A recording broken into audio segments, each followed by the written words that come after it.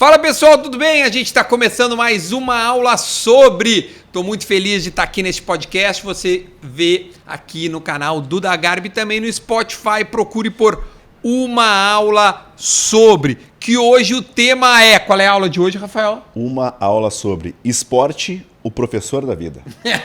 O esporte como método de aprendizagem, onde o esporte consegue replicar a vida. E a gente vai receber aqui o professor Hélio Carraveta, que dispensa apresentações. A gente vai trazer depois, né, obviamente, o currículo do Hélio. O Hélio trabalhou em grandes clubes do futebol brasileiro, principalmente no Inter, e também um especialista do esporte amador, como atletismo, por exemplo, na Sojipa, né? Atleta profissional, professor, escritor de livro. E fora a alta performance, que ele aí ficou 27, 28 anos. Que maravilha. Que baita aula uma hoje. Baita. Olha aqui, ó. Uma aula sobre é um oferecimento de Armazém Box 18. Passa lá na São Manuel, vai conhecer se ainda não conhece. O box está mudando de lado, tá saindo do lado da Tica Parrija para o outro lado, onde era o Marujo. Você já deve ter ouvido falar, vai lá no Box 18. Pulsion, também tem pulsionperformance.com, para você aí que quer performar ainda melhor, use os produtos da Pulsion. Tem o código, ó, uma aula sobre Centro do Movimento da PUC, onde nós estamos. Lá tem todo um trabalho 360 para você poder começar a se movimentar. É o Centro do Movimento da PUC. Baden, torrefação de cafés especiais. Tem também um código, se você quiser usar, é uma aula 10, que aí tem o desconto quanto no clube de assinatura. Dá para assinar também, recebe os cafés. Recebe em casa, Duda. Recebe em casa, tipos de cafés diferentes, ou seja, Baden, procure, vai lá e que tem o código para pegar 10% de desconto. E Infinity, seu negócio não pode parar. Infinity projeta, implementa e gerencia infraestrutura de TI para você só focar no que importa, tá bom? Esses são os nossos parceiros que colocam uma aula sobre de pé. Vamos fazer a vinheta para receber doutor e professor Hélio Carraveta com a gente e vamos trocar ideia.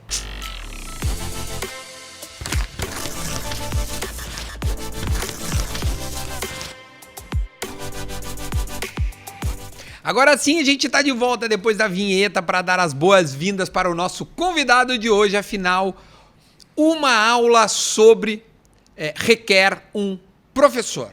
E eu conheço ele como professor Hélio Carraveta. Seja muito bem-vindo, uma salva de palmas.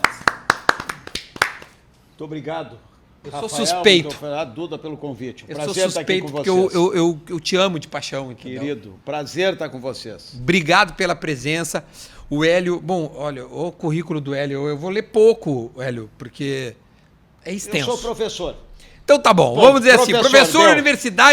universitário com passagens por grandes clubes, nada mais nada menos que o Grêmio, mas muitos anos internacional, também na própria Sojipa, onde também fez história. O último foi o Santos, especialista em ciência do esporte pela UFCSPA, que seria Universidade Federal... A antiga Católica de Medicina. Tá bom. E em neurociências e comportamento pela PUC, mestre em educação. Aí também fez pós em Barcelona. Que mais? Tem livros publicados. Rapaz, o homem é uma sumidade. Ele foi o professor de muitos dos profissionais que hoje estão atuando aqui, né? Inclusive, tive a oportunidade de aprender muito com ele. E fico muito feliz de poder Trabalhamos juntos. No Internacional? No Internacional, trabalhamos juntos com o Rafael no Internacional. É verdade. O Rafa fez um baita trabalho no Inter lá, a gente sabe. Muita gente fala disso até hoje. Só que hoje, professor, a gente vai falar sobre um assunto, bom, podcast, você sabe, de saúde, bem-estar, performance. A gente está focando aqui todo sábado, 10 horas da manhã, a gente está postando os episódios, mas dá para ver a hora que tu quiser, quando tu quiser. E o assunto hoje é o esporte como ferramenta de aprendizado, né? Não só como tornar um cidadão, né? Mas também como saúde mental e tudo que envolve a parte de aprendizagem através do esporte. Exato, Duda. Eu acredito que as pessoas que trabalham com esporte ou que vivem esporte, eles acabam fazendo aquela analogia dizendo que o esporte é o professor da vida, né? E a gente trouxe um profissional que vivenciou o esporte em alto nível para ele, que ensinou muitos e também trabalhou muito tempo nisso. E Hélio, eu já quero iniciar te fazendo exatamente essa pergunta. Assim, a gente leva essa ideia que o esporte é o professor da vida. Mas não só ele vai trazer esses ensinamentos físicos, mas também neurocognitivos. Então, para uma pessoa, seja uma criança que está iniciando lá a carreira ou a vida esportiva, um atleta de alto nível, onde o esporte ele vai estruturar, desenvolver essa pessoa, além da parte física, que a gente bem sabe que é muito bom, dentro do seu ambiente social, neurocognitivo, de vida, onde entra esse aprendizado, todo esse ensinamento que o esporte traz para a vida? Rafael, eu vejo assim, o esporte tem 2 grandes segmentos.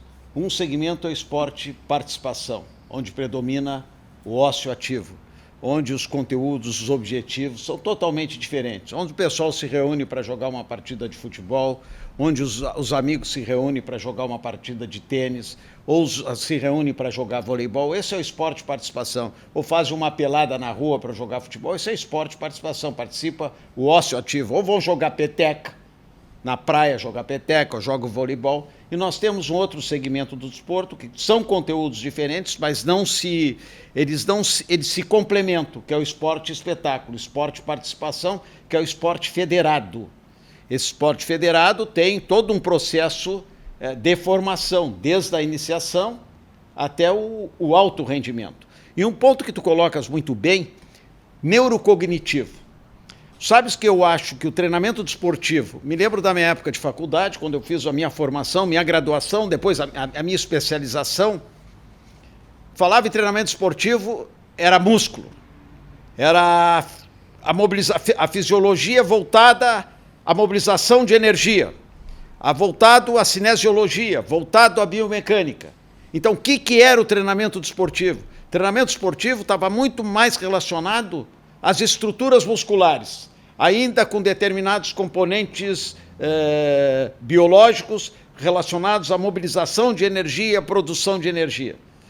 O treinamento esportivo, hoje, com o avanço da ciência e com as experiências práticas, ele é muito mais neural do que muscular.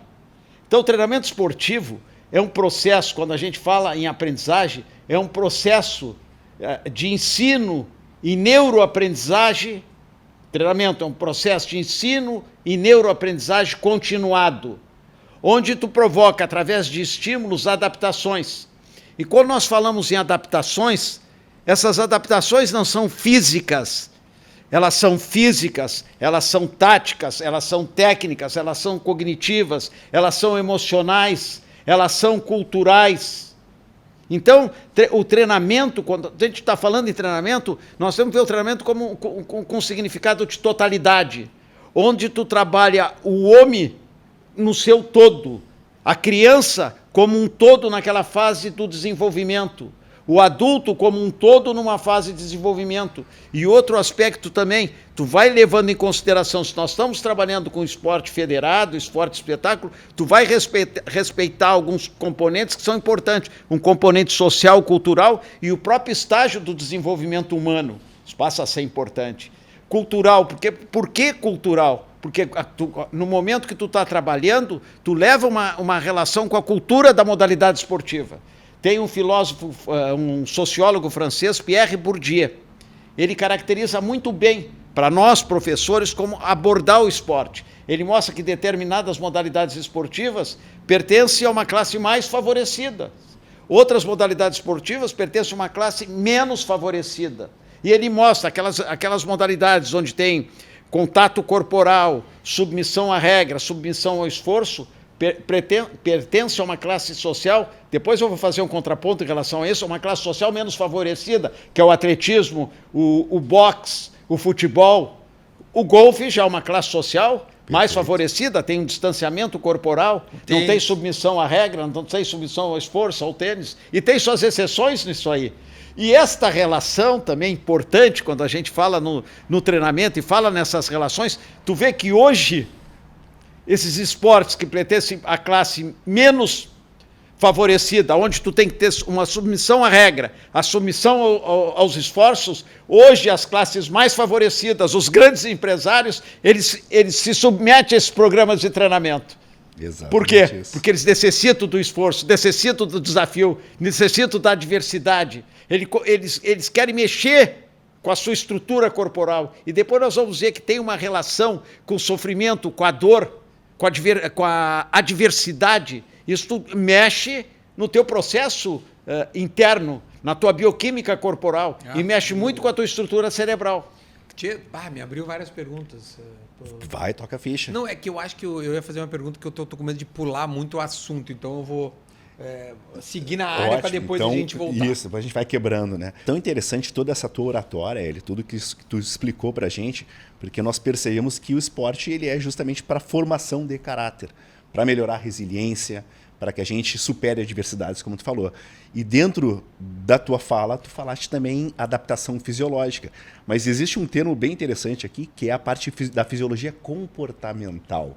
Né? E a fisiologia comportamental é exatamente essa adaptação que tu falaste, não pelo físico, mas essas melhorias através da fisiologia do cérebro, do comportamento. Sim. Explica um pouquinho pra gente sobre isso. Exatamente. Rafael, quando a gente fala em cognição, a gente fala em cognição dentro da visão do treinamento desportivo. O treinamento desportivo tu vai melhorar os teus processos cognitivos. Processos cognitivos, muitas vezes a gente tá relacionado ao quê? O conhecimento. Não. A cognição tu vai desenvolvendo através de quê? Da percepção. Tá? Percepção. Através de quê? Da atenção. Através de quê? Da memória. Através de quê? Da linguagem. Através de quê? Do pensamento e do raciocínio e do pensamento. E através da execução. Então, a cognição ela é muito, muito ampla. E quando a gente fala, vamos supor, a cognição relacionada à percepção, nós estamos falando em... O que é percepção? São conexões neurais. Essas conexões neurais, tu percebe através de quê? Dos teus órgãos dos sentidos. Audição, visão, tato. Então, tu capta estas informações. Tu capta essas informações e tu processa essas informações. Aí tu vamos supor, tu vai processar essas informações, a tua percepção, tu vai desenvolvendo o processamento dessas informações à medida que tu está vivenciando o movimento. E um ponto importante, que eu faço questão, até quando falo em aprendizagem. Vamos pensar um pouquinho na criança, no processo, na formação da criança. Então, eu divido, nós estamos falando em treinamento, estamos falando em esportes, estamos falando em saúde, estamos falando em educação. Então, tem pais que estão nos escutando, que têm filhos até 6, 7 anos. Tá? Então, muitas vezes, esse pai quer colocar um filho numa escolinha esportiva com 6, 7 anos. Vamos pensar nesta criança. O que acontece dentro dessa estrutura quando nós falamos em cognição? Como é a percepção desta criança? Ela está começando a ter percepção. E as ações delas elas vão se dar muito mais de uma forma inconsciente. Ela não tem a consciência. E ela trabalha, a criança, ela vai buscar esse desenvolvimento através da visão e através de um procedimento mímetico, através da imitação. Aí entra um pouquinho a neurociência, ou a ciência. Por quê? O que tem a relação com a mímica, tá? Com a projeção, com a reprodução do movimento e com a visão? Através da visão, um dos maiores estudos atuais da neurociência foram os neurônios espelhos, que tu visualiza o movimento, tu armazena o movimento e tu reproduz o movimento. Através do processo de visualização, tu vai formando essa memorização.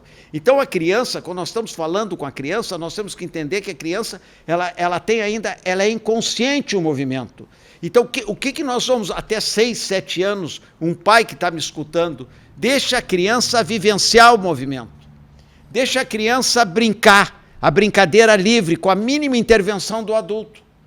Porque no momento que o adulto passa a fazer essas intervenções, ele pode fazer muitas intervenções negativas, que eu vou mostrar depois para vocês aonde ela pode influenciar no processo de desenvolvimento. Então, deixa brincar, a brincadeira livre. A exploração. Então, exatamente. Então, ela passa nesse momento... Mesmo que a criança não aceite regras. Nesse momento, ela tem dificuldade, alguns limites tu vai impor pedagogicamente, ela tem, o movimento dela e as ações delas são inconscientes. E o movimento dela é um movimento natural, é um movimento espontâneo, que não tem consentimento, o movimento da criança. É sem consentimento. Então, deixa a liberdade de movimento, é importante, que ela vai construindo um vocabulário motor, ela vai construir um repertório motor, através de quê? Nesta fase, através da alegria. Ela não processa, se tu buscar, tu querer estabelecer um padrão técnico para uma criança até 7 anos, é muito difícil estabelecer um padrão técnico, porque ela não tem as bases, essas bases motoras. Perfeito. E essas bases motoras, ela não tem lá numa área da tua estrutura cerebral, vamos supor, lá no cerebelo, tá? Que ela não armazena essas informações, ela não chega a formar ainda, ela não tem a formação dos engramas motores.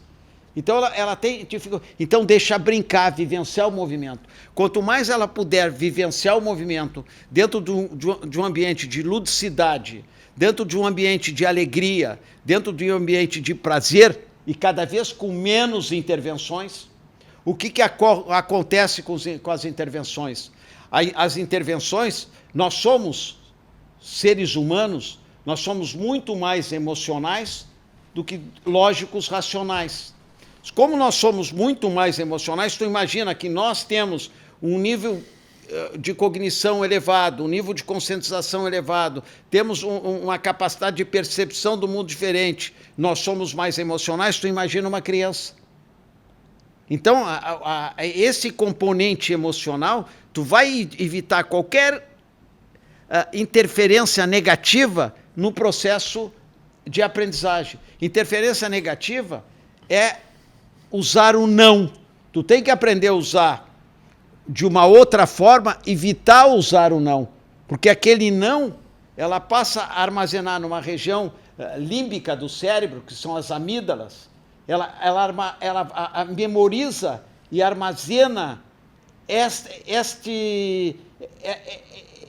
essas informações que elas vão te refletir mais adiante de uma forma inconsciente, ela passa a se reproduzir mais adiante de uma forma até consciente.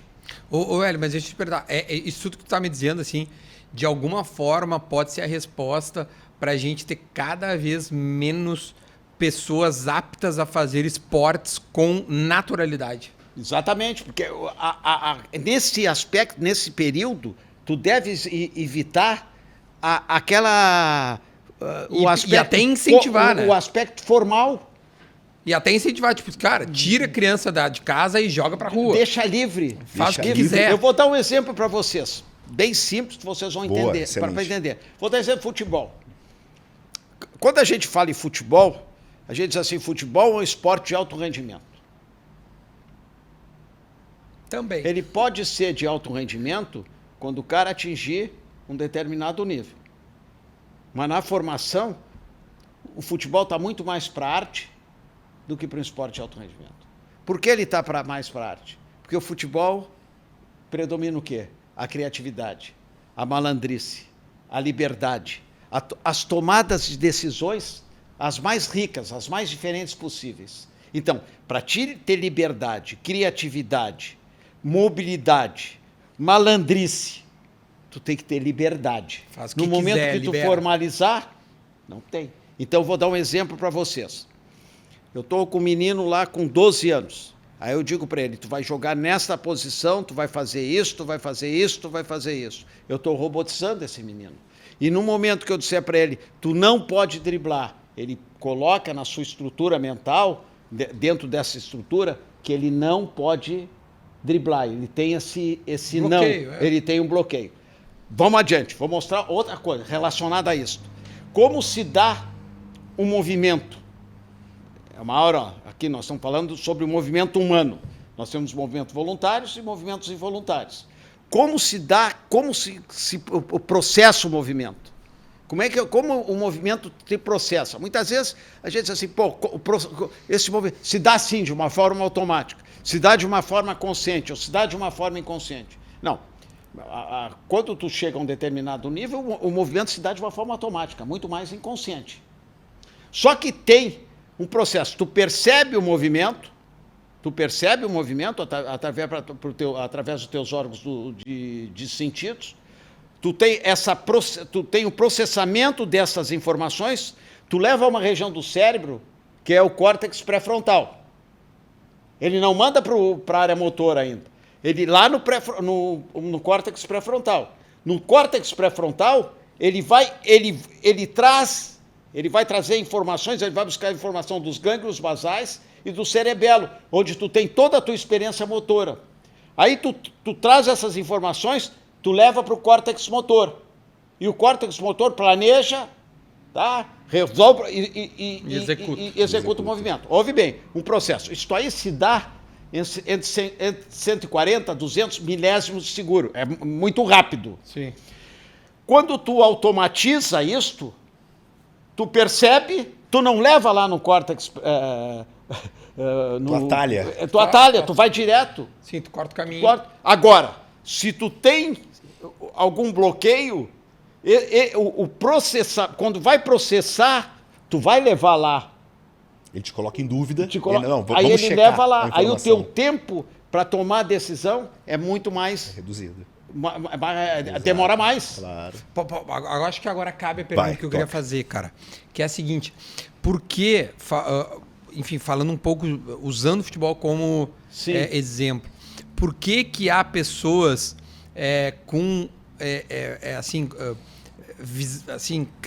que tu vê muito facilmente que ela tem dificuldade de raciocínio lógico no cotidiano e no esporte ela é simplesmente genial?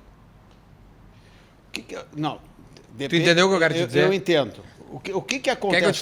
Quer que eu te coloque num português bem claro? Sim. Por que pessoas no dia a dia tendem a tomar decisões burras e dentro de um campo de jogo, em esporte, elas são absolutamente geniais com jogadas e... Por que há uma diferença entre o esporte e a vida cotidiana? Não. O que acontece? Dentro desse teu contexto, eu vejo 2 pontos que eu considero extremamente importantes. Dentro desse processo, é o componente cognitivo e o componente emocional. Tá? Eu acho que o componente emocional, vamos supor, dentro de uma vida social, tá? Dentro de uma relação social, ele pode não ter uma série de limitações emocionais. E essas limitações emocionais, a cognição e a emoção estão muito próximas.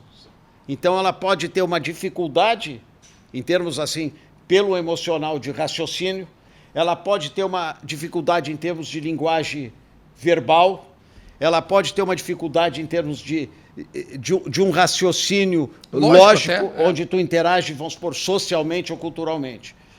Em relação a um campo de jogo, a uma atividade esportiva, o que acontece? Ele tem o componente emocional dele, o componente emocional ele passa a ter uma maior segurança, ele pode ter maior espontaneidade. Essa espontaneidade leva a cognição, que ele passa a ter uma maior leitura daquele ambiente que ele participa, ele passa a ter uma maior mobilidade, ele tem um raciocínio esportivo, ele raciocina, ele pensa relacionado àquela estrutura, àquela mecânica, àquela linguagem que domina no campo de jogo. É diferente de uma linguagem dentro de um ambiente social ou dentro de um ambiente profissional. Então, tu tem que levar isso em consideração. Mas são contextos diferentes. Não, exatamente, mas assim, a gente olha, né, um atleta, putz, olha a jogada, que jogada inteligente, ou que jogada burra, do não sei o que, beleza. Aí, fora, cara, o cara é extremamente inteligente, é um cara que, sei lá, fala 2, 3, 5 línguas. Eu estou usando muito futebol profissional como exemplo, mas poderia falar qualquer coisa. Então, às vezes o cara não sabe 2 mais 2, mas chega num campo de jogo, ele é absolutamente genial. Entendeu? São inteligências diferentes, são tudo.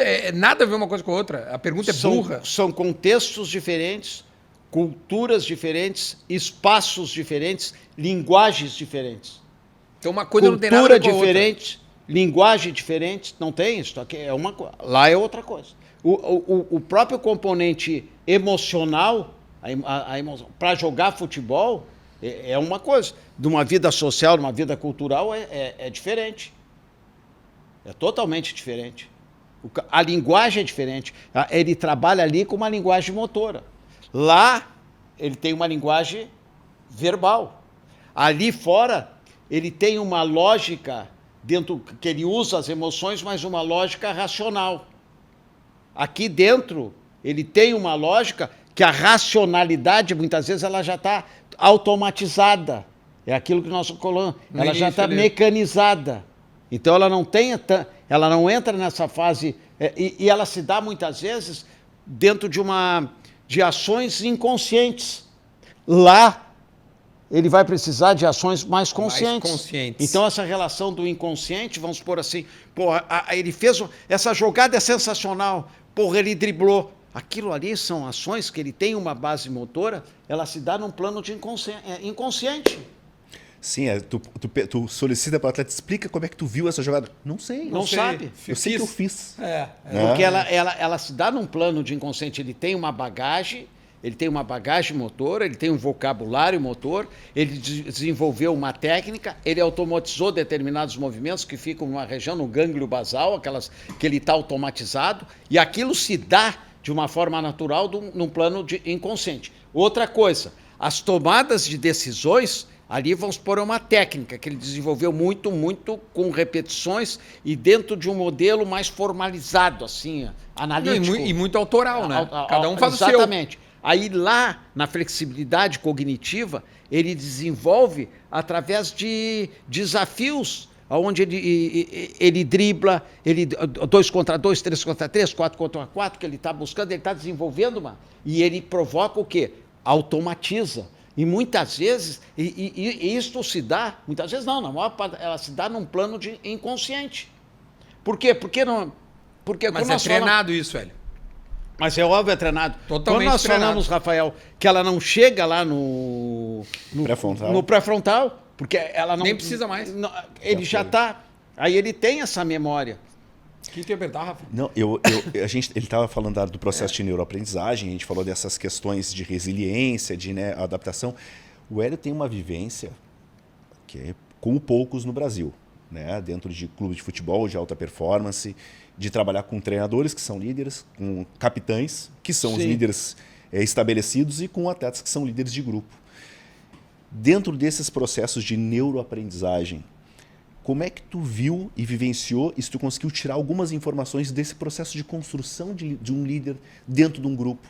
O que o esporte, na tua visão, acelerou, desenvolveu ou criou um líder, e quais são essas valências desse líder dentro de um grupo que tu vê através do esporte? Esse é um ponto interessante.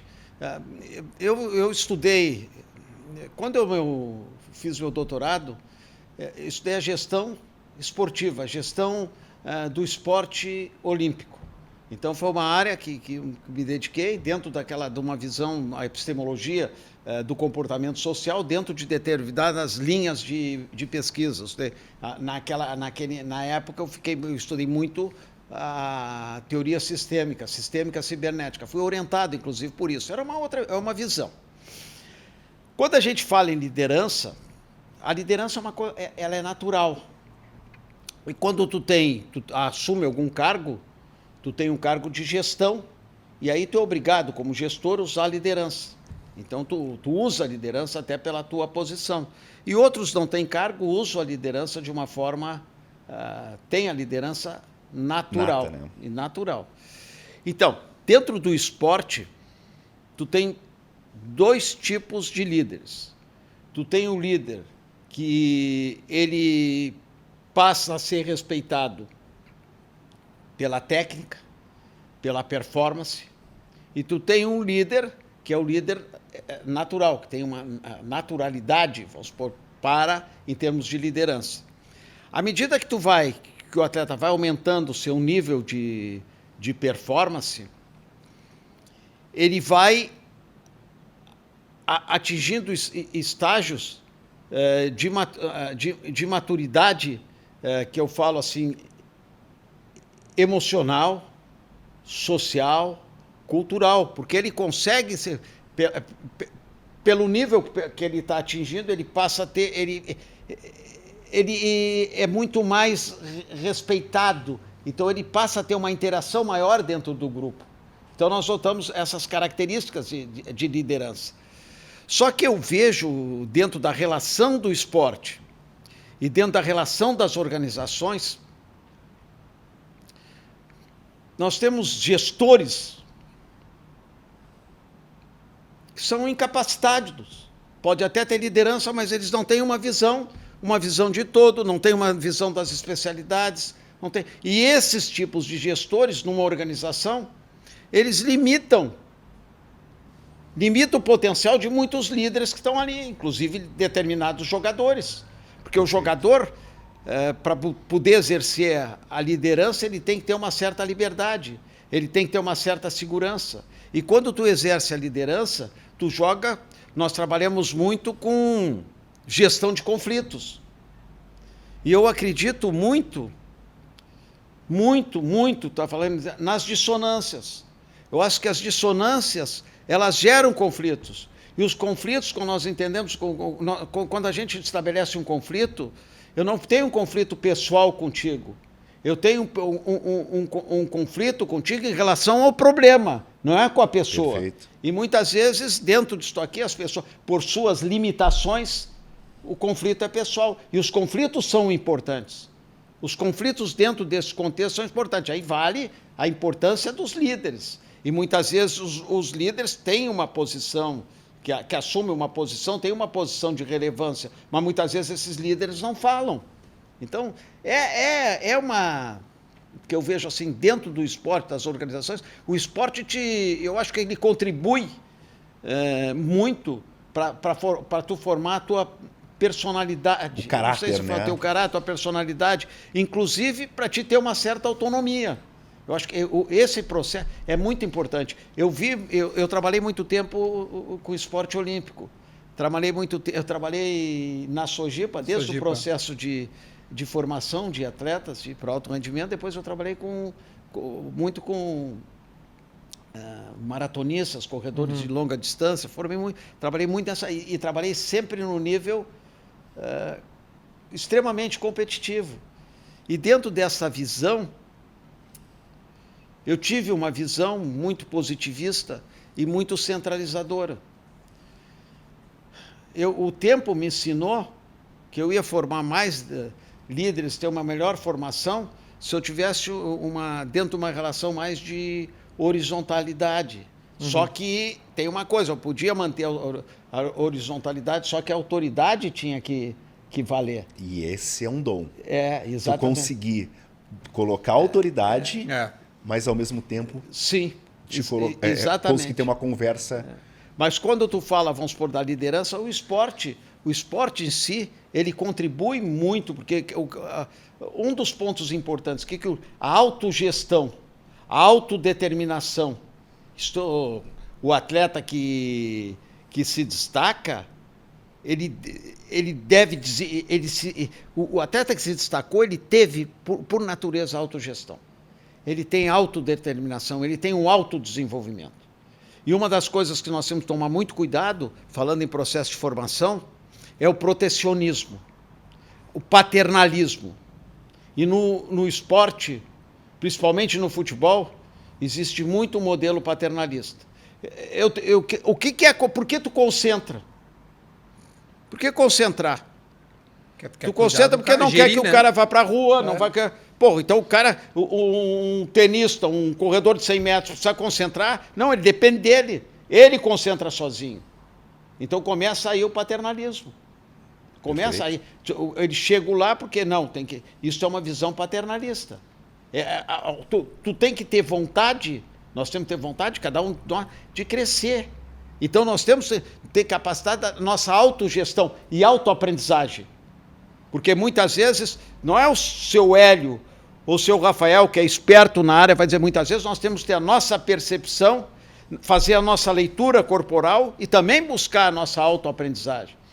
Hélio, posso te perguntar uma coisa dentro dessa área de aprendizado, assim? Uma vez eu gravei com o Tinga e ele disse assim, cara, o futebol, ele é o esporte, Sim. ele é tão rico, cara, que se tu não virar um atleta, tu já ganhou. Tu ganhou. Porque tu fez a tua base com o esporte é a vida, ela te ensina absolutamente tudo, né? Então, assim, eu imagino que tu recomendaria qualquer criança, o pai, a colocar a criança, assim, desde o início em esportes. Aonde que o esporte, ou qual seria o esporte que tu recomendaria alguma criança, o pai, qual é o esporte que mais pode se... qual é a maior semelhança de um esporte à vida? Eu, até 6, 7 anos, eu acho que a criança tem que vivenciar o movimento. Eu até 6, 7 anos, eu colocaria, vamos supor, dentro numa escolinha esportiva, dentro da natação, onde ele tivesse liberdade, onde tivesse o mínimo de intervenção de adultos. Perfeito. O mínimo de intervenção de adultos. Hoje tem várias pesquisas aqui que mostram onde tem a intervenção do adulto, onde o adulto passa... ela inibe o processo de desenvolvimento. Eu estou lendo um livro sobre ansiedade, eu ia até trazer aqui hoje para vocês. Tem uma pesquisadora da Universidade de Harvard, ela mostra que as crianças, as mães com diploma, educam os filhos eles convivem com o adulto, aula de mandarim, aula de tênis, aula de música, aula de história, com adulto. As mães com menos... Poder aquisitivo, não, as mães sem diploma deixam os filhos mais na rua. Então, esses ali têm muito mais fragilidade. E o desenvolvimento, determinadas etapas de desenvolvimento, esses que não tiveram, que os adultos, não teve tanta intervenção dos adultos, dão um boom em termos de desenvolvimento, tem mais mobilidade, tem mais liderança, tem mais iniciativa do que os que ficaram sempre ao convívio de adultos. Então, nós temos que cuidar muito, muito assim. A primeira coisa que eu coloco, dá liberdade. Segundo lugar, incentiva, busca assim um equilíbrio da criança dentro de um contexto onde ela pode brincar, que ela tem que ter alegria. Que eu considero um ponto importante. Quando a criança começa a gostar de alguma modalidade esportiva e ela é encaminhada para uma modalidade esportiva, vamos supor, ele começa a gostar da natação, foi encaminhado para a natação, começa a gostar de atletismo, foi encaminhado para o atletismo, começa a gostar de tênis, foi encaminhado para o tênis, começa a gostar de futebol, foi encaminhado para o futebol. Ela entrou gostando. Qual é a função do professor? Transformar o gostar em amar.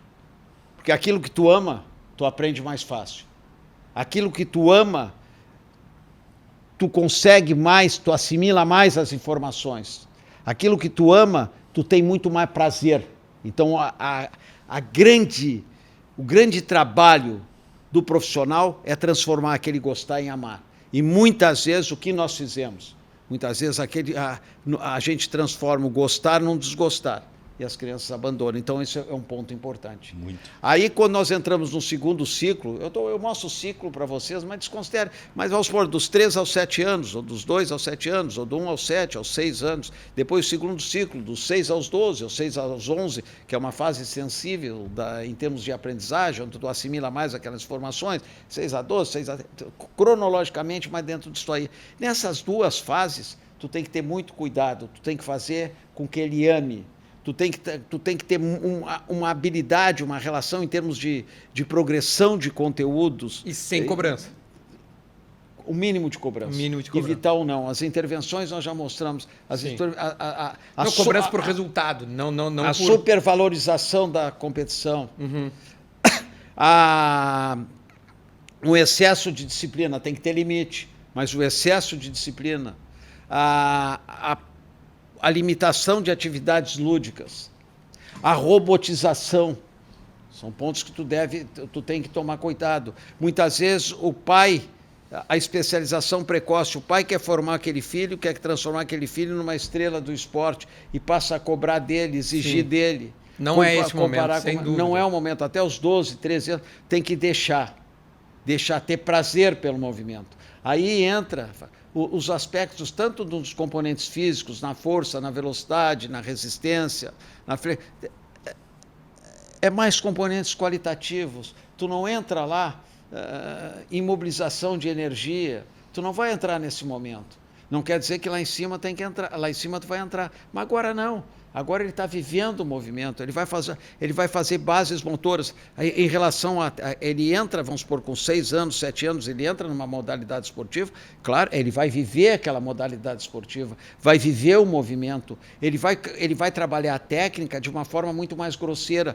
Padrão de movimentos com uma criança de 12 anos, biomecânica do movimento tu pode colocar para ele, quem sabe tu põe teu pezinho aqui, quem sabe tu apoia o teu pé ali, mas tu não pode querer ter um padrão de movimento com 12, 13 anos, ele não tem nenhuma bagagem motora. Outra coisa, ele está numa fase de desenvolvimento, e muitas vezes eu vejo, duas coisas que eu vejo, a quantidade de informação, que ele não tem uma maturidade em termos de para receber tanta carga, né? De cognição, para entender determinados tipos de informação. E isso é uma coisa que ocorre. Tu quer falar uma série de coisas para ele, não entende. Ele quer fazer. E segundo, tu querer corrigir determinados momentos num determinadas fases de uma forma muito rígida. Tu pode falar para ele, quem sabe teu pé põe ali, não que está errado.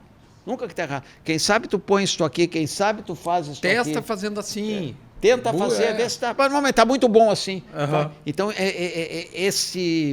essas intervenções, nós temos que ter muito cuidado, somente dentro dessa fase. E o esporte, ele é absolutamente o espelho da vida, né? Tipo assim, perder faz parte. Viver cair, levantar. Cair, levantar, viver em grupo. Viver em grupo, conseguir te encaixar nesse grupo, seguir as regras do jogo e daquele time. E do convívio, equipe. Né? Se tu tá numa equipe, seja ela o esporte que for, né? O próprio ele falou sobre a cultura daquele esporte. Aquele esporte tem aquela determinada cultura. E é incrível. E como tu vê nesse ponto, assim, agora levando todos esses aprendizados que o Duda falou para o mundo corporativo. Como é que tu vê que justamente assim esse paralelo dessas pessoas que fazem hoje o triatlon, hoje estão fazendo a corrida, a maratona, a natação, que eles estão querendo experienciar isso para, quem sabe, ter uma melhora também na parte neurocognitiva do seu dia a dia de trabalho. Eu vejo assim, eu gravei sobre isso, sobre o comportamento viciante, quando falam de esses movimentos de corrida de maratonas, de rua, triatlo. Tu vê assim o número de participantes. Vou mostrar tem o triatlo, já é um número muito grande, tem a corrida, ciclismo, essas atividades. Maratona de Porto Alegre, 20 mil participantes. 20 mil participantes. Aí eu pergunto para vocês, gente, hein, cara? Eu corri.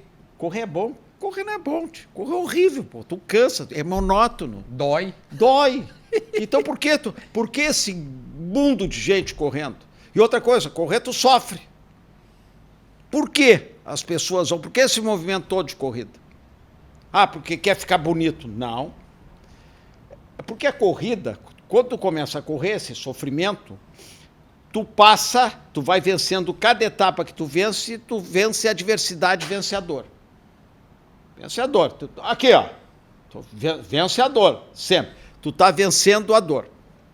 Tu tem um estímulo físico? Tem estímulo físico. Vai melhorando. Adaptações físicas. Maravilhoso. Mas tem outra coisa que nós não somos contra. Tu passa a tua bioquímica corporal, teus estímulos adaptativos, ele vai provocando uma produção de vários neurotransmissores. Serotonina, dopamina, endorfina. E isto vai cada vez mais, aí tu termina, tu passa a ter cansado. Tem prazer do cansaço, mas tu tem prazer pelo cansaço. No outro dia tu quer correr. É um movimento viciante. Aí tu vai. Aí eu vou entrar no outro ponto. Tu vai. Aí todo mundo fala no hormônio do amor, que é a ocitocina. Aí tu passa, porque tu produz ocitocina, porque tu tá correndo, tu tem prazer, tu quer aquilo. Aí vicia. Então, por isso que não é por acaso que no mundo inteiro, olha os milhões e milhões de corredores no mundo inteiro, tu tá vendo. Porque correr tão agradável assim. Mas, Hélio, mas não é só a corrida que gera tudo isso. Não, o esporte em si. Então, seja qual for o esporte, as pessoas vão viciar. Vão, mas eu te dou o exemplo da corrida. Sim, a corrida está mais cristalina hoje. hoje. É um movimento agora, popular. Né? Hoje está um absurdo. O Rafa fala também existe uma semelhança muito grande entre o atleta de elite e as pessoas, os líderes empresariais, os líderes das organizações corporativas, empresários. Então, o que existe entre eles? Em primeiro lugar, um atleta de alto rendimento tem foco. Isso é foco. Em segundo lugar, o atleta de alto rendimento tem disciplina. Ele passa a ter disciplina. Um atleta de alto rendimento impõe o quê? Limites. O empresário tem limites. Um atleta de alto rendimento tem o quê? Superação. É capaz de superar. Um atleta de alto rendimento tem o quê? Estabelece o quê? Desafios. Um atleta de alto rendimento tem o quê? Não tem medo de perder, não tem medo da derrota.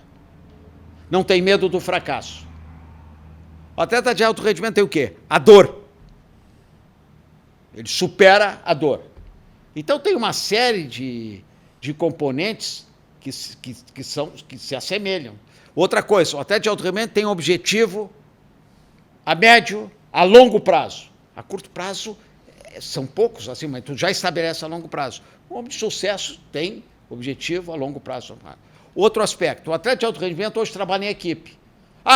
Mas é corredor. Não, ele tem um nutricionista, tem lá, muitas vezes tem o psicólogo, tem o treinador, tem o médico. E às vezes até um grupo de corrida. Então ele começa a trabalhar, e tem um grupo de corrida.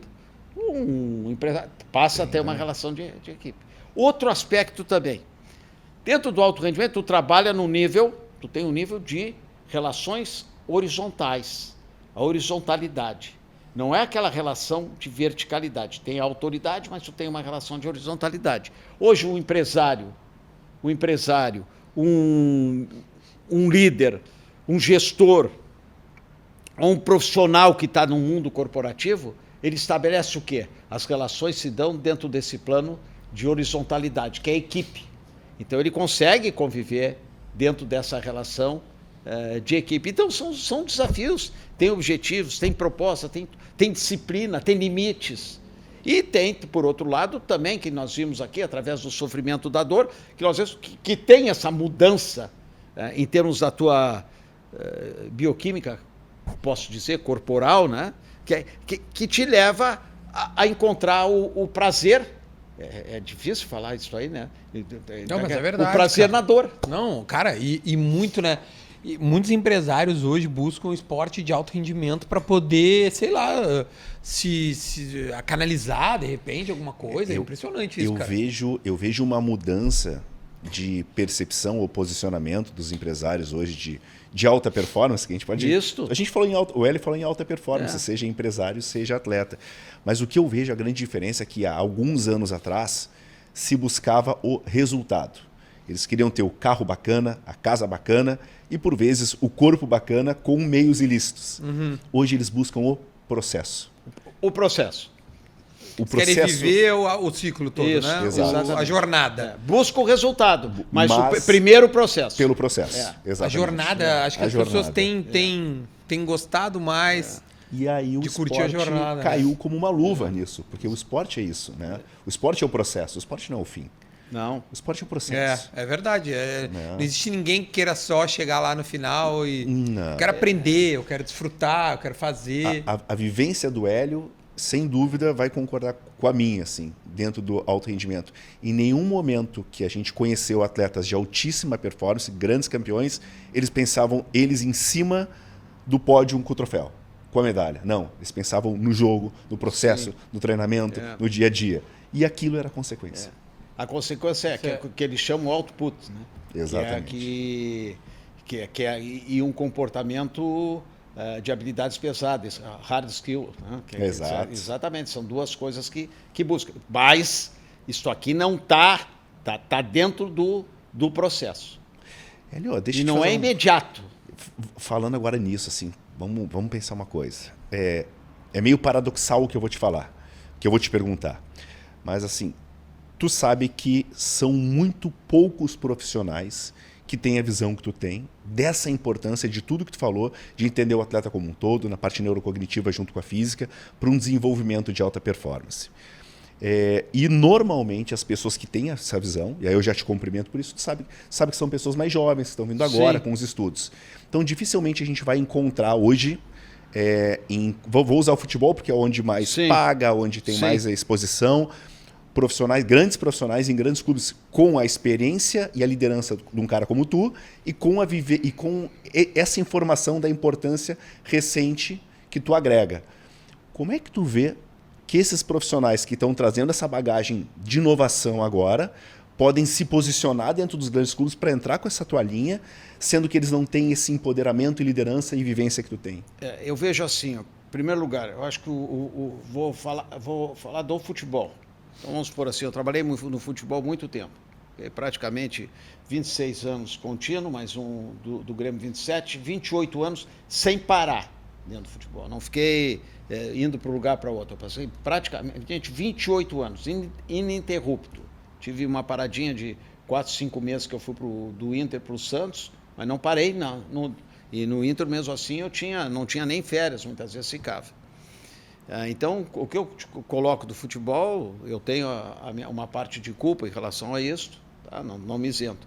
Mas o futebol ainda, eu acho que ele está muito, muito fechado nele mesmo. Eu acho que o futebol, inclusive o processo, se tu olhar o processo de formação dos jogadores de futebol, é um processo ainda que deve ser reciclado e muito melhorado.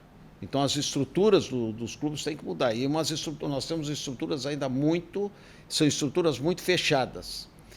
Agora não se justifica, porque hoje nós temos profissionais em todas as áreas cada vez mais qualificados. Se tu pegar na área da ciência do desporto, vê profissionais extremamente qualificados, que podem contribuir muito.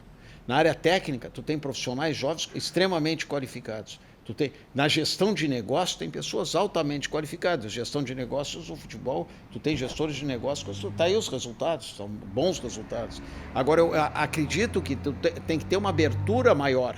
E outra coisa, outro aspecto importante relacionado à formação do jogador, porque aí ele vai chegar lá em cima com uma outra cabeça.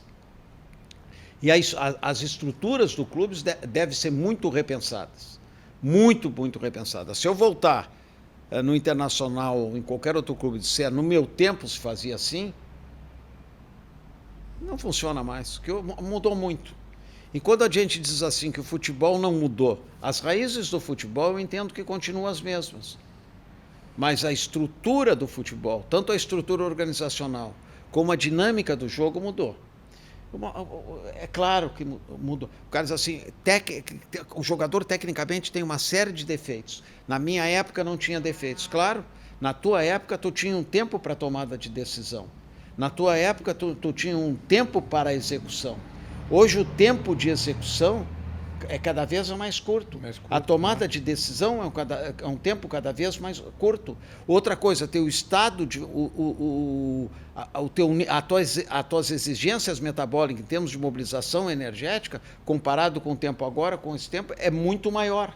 Então hoje tu tem, tanto no aspecto físico-motor, quanto no aspecto metabólico, quanto no aspecto mental. Quando a gente fala mental, é a relação do emocional, e o mental, quando eu falo, é o aspecto cognitivo, a velocidade de conexões neurais para uma tomada de decisão, a velocidade de conexões neurais, vamos supor, para uma tomada de decisão, que tu tem que realizar um passe com uma determinada perfeição, num ambiente de extremamente instabilidade, um ambiente de incerteza.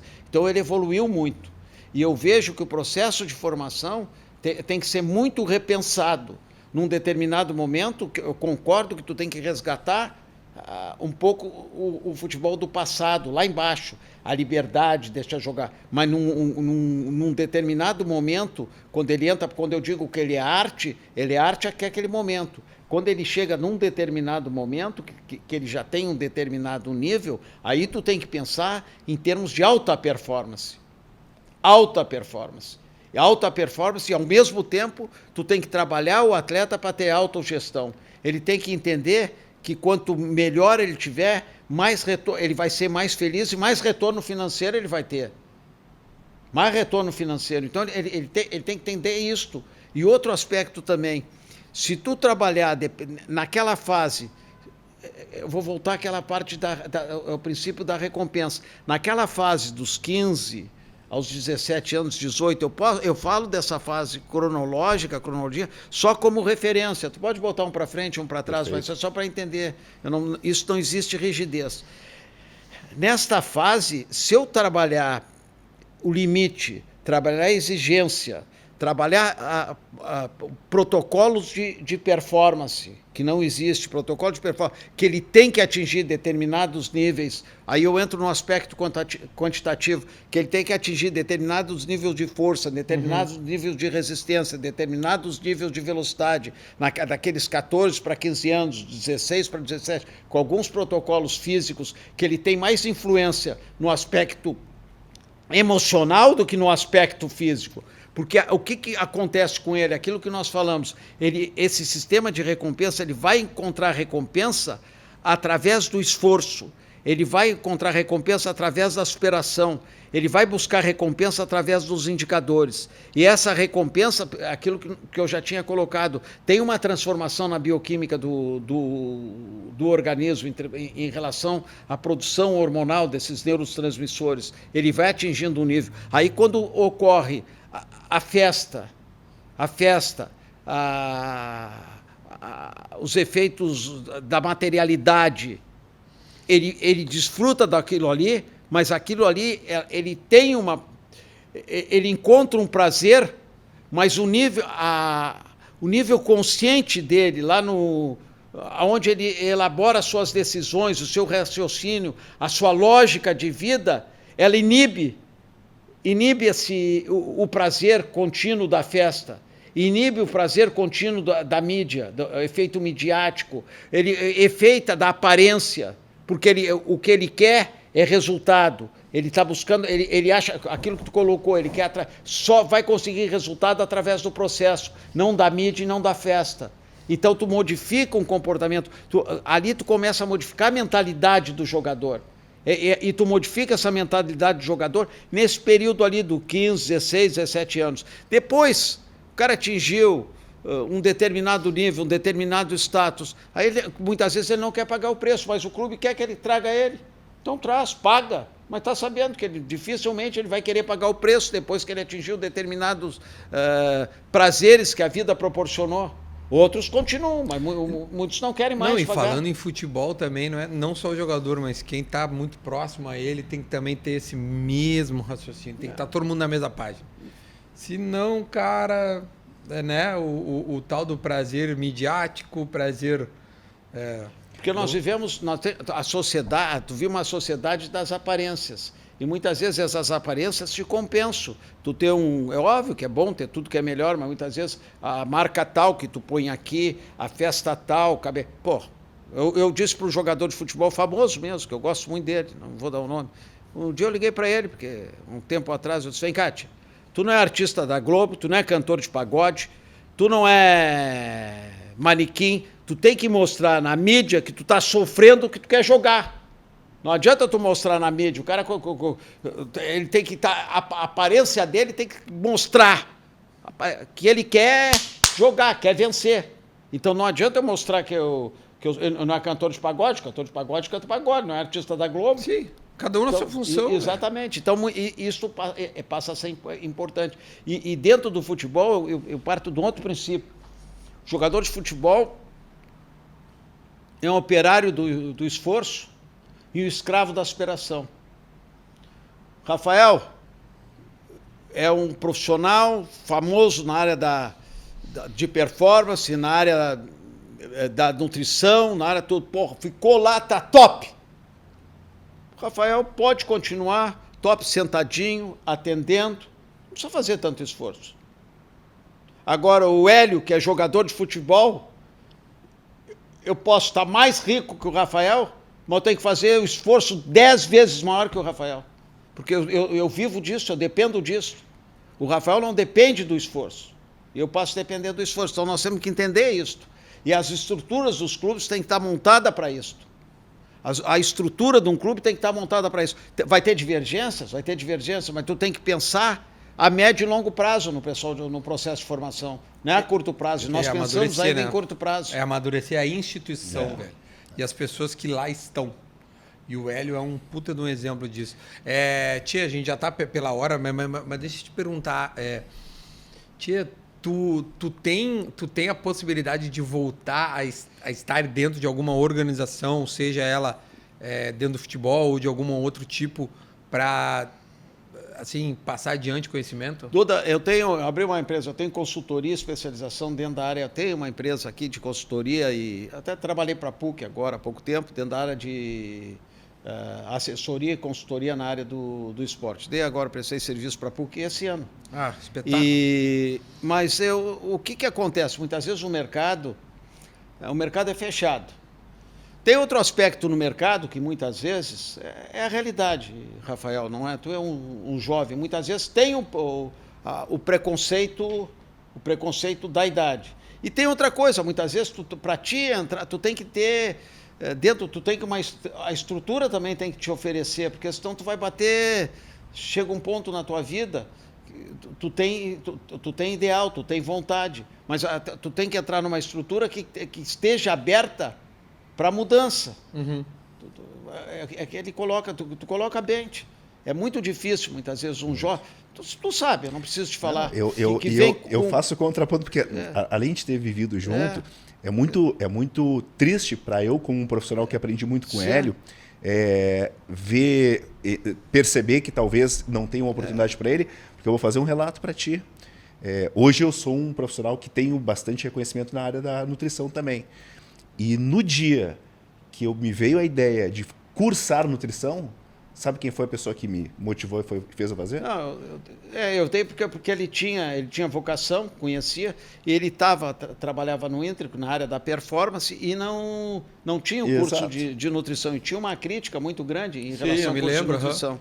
E o Rafael tem uma coisa, que nós conversamos sobre isso, ele tem um conhecimento muito grande, tem um domínio muito grande da área e tem uma capacidade de fazer com que o atleta aceite. O atleta aceita certas coisas. Comunica muito bem. Tem exatamente isso. Só que desse meio tem um aspecto, tem que ter uma certa flexibilidade, tem que ter uma certa tolerância. Exato. Isso tu vai até um determinado ponto. Tem um determinado ponto, tu não... Porque as estruturas, muitas vezes, dos clubes, nós temos uma estrutura, muitas vezes, fechada para alguma coisa. Uhum. Eu, com o Rafael, tenho bastante liberdade, nós discutimos, fiz uma intervenção com ele, uma série de coisas, nunca quis mal ele, mas sempre nunca concordei com ele em muitas coisas, nem ele comigo. Mas não é sempre por isso que eu não estou aqui. Muito bem, né? Me dei bem com ele. Mas tu falou no início aqui da nossa conversa, né? É tu ter o conflito na parte... E eu acho que uma relação conteúdo, que tu tem que ser a mesma coisa com o atleta, tu tem que ter uma relação de transparência. Exato. E um dos pontos que falta muitas vezes tu vê assim uma equipe, tá mal a equipe. Porque ela tá mal muitas vezes, não é nem pelo treinador. Porque a organização, ela não oferece confiança. E tu, para tomar decisão lá dentro do campo, tu tem que ter confiança. Se eu não tiver confiança, ele vai ter uma limitação nas decisões dele. Se eu não tiver confiança, eu tenho limitações nas minhas decisões. E as organizações, muitas vezes, elas geram inconfiança. Elas não oferecem credibilidade. Então, o atleta, quem é funcionário, quem é atleta, vê que não tem... A organização não oferece confiança, e a confiança passa a ser fundamental. É muito legal isso que o Hélio falou agora, porque existe uma pesquisa feita até por uma brasileira, não vou lembrar o nome do artigo, mas eu lembro do nome da pesquisadora, que é Priscila Santos. E a Priscila ela faz sobre os meios organizacionais, sobre empresas. E ela mostra que os principais motivos de estresse no trabalho, de problemas emocionais em ambiente de trabalho, eles são justamente relacionados não pela carga de trabalho, não por aquela pilha de papel que tem para a gente finalizar o dia e fazer, e sim por exatamente esses problemas que tu falaste. A cultura da empresa, a falta de clareza na comunicação. Não tem nenhuma dúvida disso. Então, quando a gente vê que as pessoas falam, o futebol é um local estressante, a empresa de comunicação é um local estressante, é justamente porque as culturas, às vezes, elas não dão essa liberdade. Mas eu fico impressionado, cara, por que os gestores, os líderes não veem isso, cara? Mas foi por isso que eu comecei a falar dele, porque ele foi um líder para mim. Sim. E ele me foi um farol ali naquele momento e me direcionou. Então, eu fico chateado em saber que não tem oportunidade. Esse cara tem que estar dentro de clube, tem que estar guiando outras pessoas. Nós conversamos, eu tive muita... Não é com ele, no Inter eu tive muitos... Eu fui muito honesto com as minhas coisas, assim, não ficar bravo, depois ficar bem. Mas eu dizia algumas coisas que eu estava vendo de atleta, coisas... Eu falava, eu não conseguia ir para casa dormir sem falar o que eu estou vendo. E hoje, o que acontece? As pessoas não gostam que fale. Eles ficam muitas vezes... Não, ficam, exatamente. Cuida, não. E muitas vezes tu tem que fazer determinadas intervenções. Então, não, isso nunca me comprometeu. Mas é o papel, eu acho que é o papel do profissional que está ali da saúde e da performance, é o papel dele cuidar disso dos atletas. Sim. E quando vê que as coisas estão escambando um pouquinho, quem vai fazer a intervenção? Alguém tem que posicionar, e muito bem posicionado, exatamente isso. Muitas vezes é inevitável, né? Mas quando essa nossa papo aqui sobre aprendizagem, aprendizagem sobre educação continuada, eu acho que a vida, Duda, é um eterno aprender.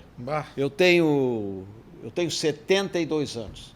Eu continuo estudando, continuo lendo, busco artigos, tem artigos. Agora eu dei falando na Faculdade Católica de Medicina, eu estava dizendo para o pessoal, eu leio artigo, mas nem todo artigo me serve. Claro. E outra coisa, e mesmo assim, o artigo me fundamenta, mas ele não vai muitas vezes me dizer o que eu tenho que fazer. Eu tenho que ter fundamentação, eu tenho que ter intuição, e dentro do meu contexto eu vou utilizar determinados procedimentos. Então, vamos por a ciência nos dá sustentação, mas nós não podemos ficar reféns de determinados modelos ou determinados paradigmas científicos. Nos dá sustentação, mas nós temos que saber trabalhar com isso na nossa prática, no dia a dia. Tu educa um filho, tu não educa os filhos com livro. Tu tem a sensibilidade como pai, afetiva e pedagógica também, para mostrar caminho para o filho. Então isso passa a ser importante. E, cara, o papo aqui também era, nem era descambar pro futebol, mas é como o esporte é o reflexo da vida, assim, é impressionante. E desde o início, como tu colocou, né? Da liberdade do entender, do aprender, depois, né, um pouco mais do limite, da né, criação desse caráter, de resiliência. Eu posso te fazer uma última pergunta antes da gente entregar aqui os tá cheio de presente. Vou ganhar presente. Vai ganhar cheio de presente. Sempre. Vai ser que é o Papai Noel daqui. Se a gente for fazer assim um apanhado do teu conhecimento dessa aula, que recomendação tu daria para líder, atleta amador, empresário que está vendo agora, para aqueles que querem começar hoje, através do esporte, não só treinar a parte física, a mente também? Quais são as primeiras lições que eles devem levar? Eu acho assim, hoje vocês entram nessas mídias sociais, tem uma série de informações. Eu acho, em primeiro lugar, quem quer iniciar um programa, um processo, procure um profissional especializado em todas as áreas. Tá?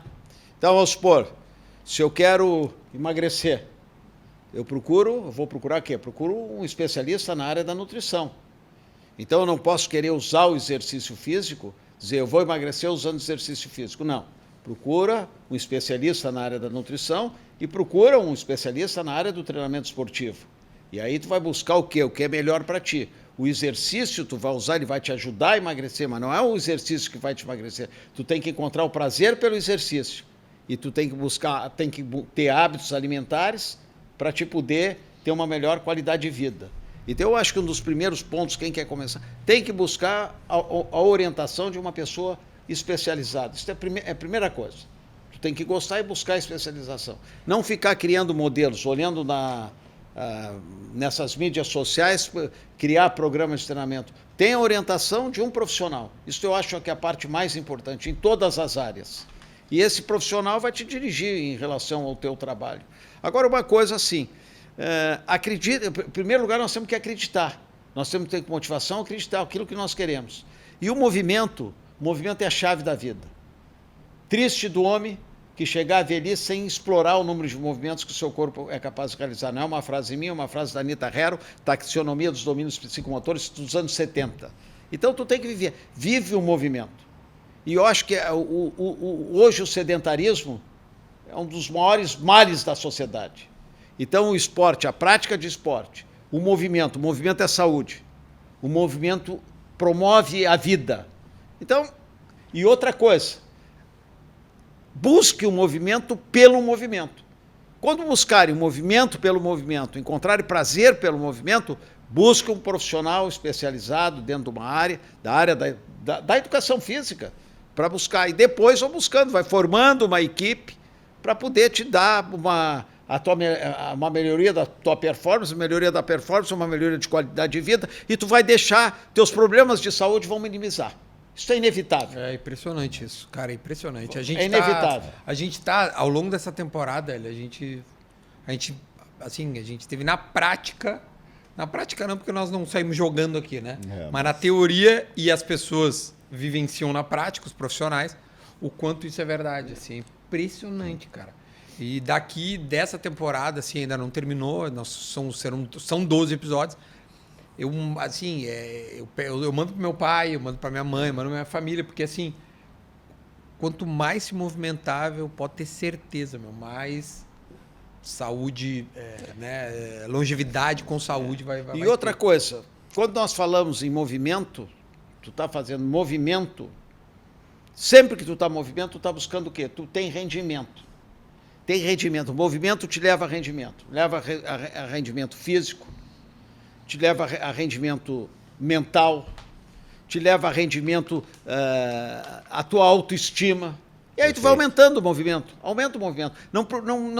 Eu acho que não procura estereotipar o movimento. Busca o movimento pelo movimento. Depois vai estereotipar, vai nadar, vai correr, vai caminhar, vai pedalar, vai jogar futebol, vai jogar tênis, mas tenha movimento. Sim, daí tu direciona baseado no teu prazer. Exatamente. Tá bom ou não? Porra. Monstro. Toma café? Monstro. Tomo.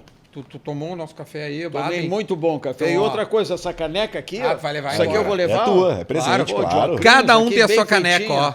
ó. Tá aqui, os guris, não sei se Todo vão mundo conseguir tem a fechar, sua. mas tá aí. Todo mundo tem a sua. Sua A caricatura. Baden oferece a caneca pro Hélio, para todo convidado que vem aqui. A Baden vem, oferece e tem a caricatura. Então a Baden também vai te dar aqui, ó, um bourbon vermelho, que é um dos cafés da Baden. Esse episódio tem o apoio de Baden, torrefação de cafés especiais. Tem um cupom lá na Baden, hein? Já deve ter passado várias vezes aí, eu até perdi as contas quantas vezes passou durante o nosso episódio, mas tem uma aula 10, dá para fazer ali curso, seja profissional ou curioso, lá na Baden. É muito legal. A gente até foi lá conhecer os guris, o curso, né? Como é que funciona e tudo mais. É super bem feito tudo lá. A Pulsion é outra parceira nossa. A Pulsion vai te oferecer aqui. Eu e o Rafa somos consumidores da Pulsion. Somos. Todas. Ó, Verdade. aqui tem, deixa eu ver qual que eles mandaram. Serenity, o Vital Focus. o Vital Focus, né? E, não, a melatonina aqui. É o Serenity, é isso mesmo. Serenity. Melatonina Serenity. Ó, pra ti, Hélio, por gentileza. Obrigado, vou levar Tá? todos Pulsion aqui. também é outra parceiraça nossa. Tá? Também entra lá em pulsionperformance.com, tem o desconto, né? O código de uma aula sobre 10%. Eu estou usando o pré-treino da Pulsion, que quem fez foi um cara que está pertinho de mim. Então colocou tudo que a gente precisa lá, dá uma olhada lá Muito em bom. pulsionperformance.com. Também está mostrando na tela aí. Mandar um abraço para o Matheus. O Armazém Box 18 tá repaginado, tá lindo ali na São Manuel, dá um pulo ali. tá exemplar. Exemplar, e pro Hélio conhecer, tá? Tem um vale presente para ti lá, só é dar um pulo lá, eles vão te mandar em casa o vale presente no Armazém Box 18. Box 18. Excelente, a gente é fã. Sou cliente lá. Então já a próxima Mateus, vez, O Matheus. a próxima vez já chega lá. Continua com a carne lá, né? Tá, No tem a Ticas Tica também. também. Aumentou a Ticas, né, agora. Aumentou? Aumentou. Sabe que o Rafa é o que tá fazendo... lá na frente, agora tá na esquina onde era o... Isso. Agora era tá o dos peixe, dois a hora lados do peixe, do estacionamento. Isso, ali agora é o box. ali Onde era o passou o Marujo, É o virou box. Silver Box, mano. Isso O aí, Marujo tá no litoral agora. O Marujo foi pro litoral. Foi pro litoral? Foi. Foi pra Foi onde? ficar perto do mar. Shangri-La? Tá em Atlântida lá, Eu né? acho que é Atlântica é? chega lá, isso mesmo. Olha aqui, então tu tá convidado pra ir lá, tá? Vou. Não, por nossa conta. Mas também pra pagar também. Olha aqui, tem o Centro do Movimento da PUC também, hein?